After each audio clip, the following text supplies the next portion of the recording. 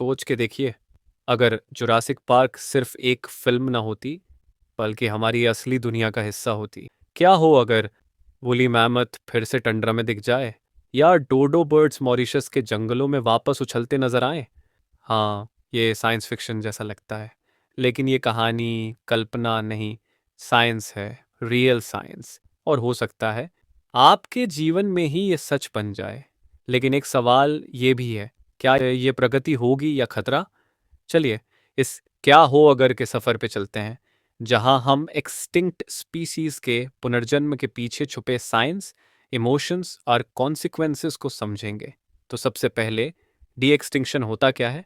Simple शब्दों में, जो प्रजातियां कब की एक्सटिंक्ट हो चुकी हैं, उन्हें जीन एडिटिंग, क्लोनिंग या सेलेक्टिव ब्रीडिंग से फिर से जीवित बनाना। वूली मैमथ का डीएनए लिया जा रहा है, उसका मेल किया जा रहा है मॉडर्न एलिफेंट्स के साथ।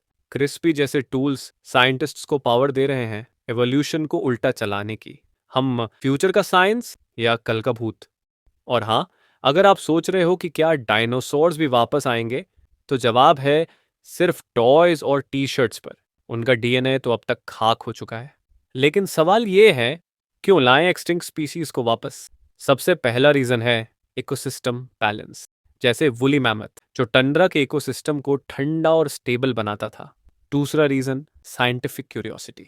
इन प्रजातियों को समझकर हम इवोल्यूशन और जेनेटिक्स के नए राज जान सकते हैं। और तीसरा रीजन इमोशनल।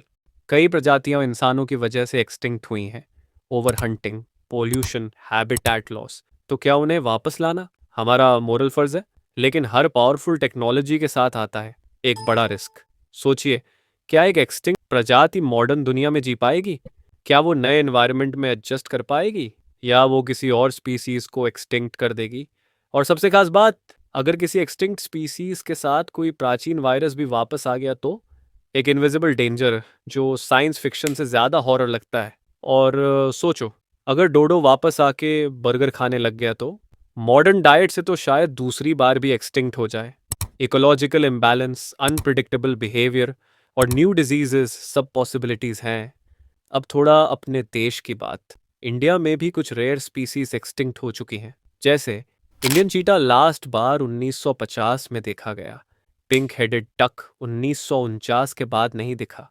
और कुछ रेयर फ्रॉग्स, बटरफ्लाइज और इंसेक्ट्स, क्या हम इन्हें वापस ला सकते हैं? शायद, अगर उनका जेनेटिक मटेरियल सुरक्षित हो।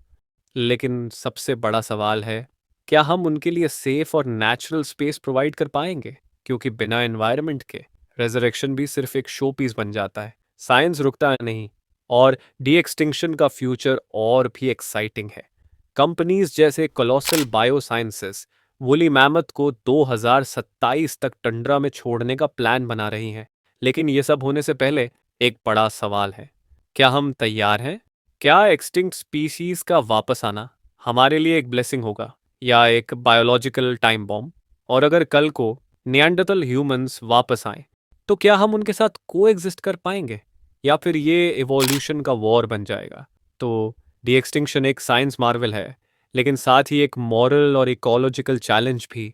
सवाल ये नहीं है कि क्या हम एक्सटिंक्ट स्पीशीज को वापस ला सकते हैं, सवाल है क्या हम उन्हें संभाल सकते हैं? अगर ये थॉट प्रोवोकिंग जर्नी आपके मन में नए सवाल खड़े कर रही है, तो आपको अगला कदम लेना चाहिए। हमारे अगले वीडियो में मिलते हैं, how we will colonise Mars, जहां हम बताएंगे कैसे इंसान अपना घर बनाएगा एक नए ग्रह पर। तो क्लिक कीजिए यहीं स्क्रीन पर, और चलिए मिलकर एक्सप्लोर करते हैं कल का फ्यूचर।